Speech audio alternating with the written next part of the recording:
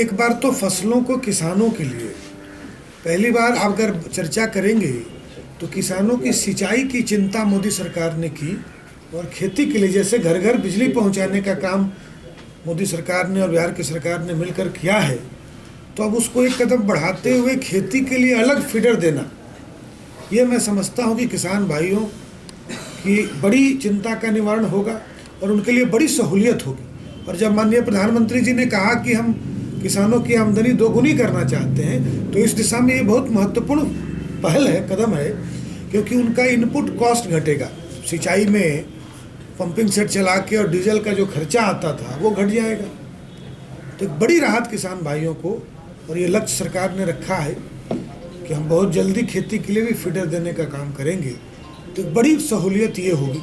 दूसरा कि जब आप मोदी जी ने कहा कि हम किसानों की आमदनी दोगुनी करेंगे, तो केवल कहने के लिए नहीं कहा। एक तो जब फीडर अलग देंगे आप सिंचाई के लिए, तो उससे उनका इनपुट कॉस्ट घटेगा।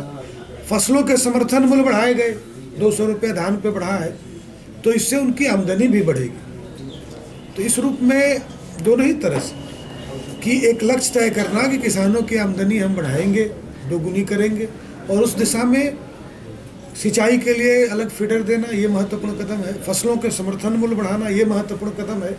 और इंटीग्रेटेड फार्मिंग एक साथ मिलके, न केवल खेती, उसके साथ पशुपालन, मत्स्य पालन, और जो कमज़ोर और छोटे हमारे गैर रैयत किसान हैं उनके लिए हर दिशा में मुर्गी पालन हो, बकरी पालन हो, इन चीज़ों को भी बढ़ावा दिया गया। नौजवानों को उसके लिए ऋण उपलब्ध कराए गए।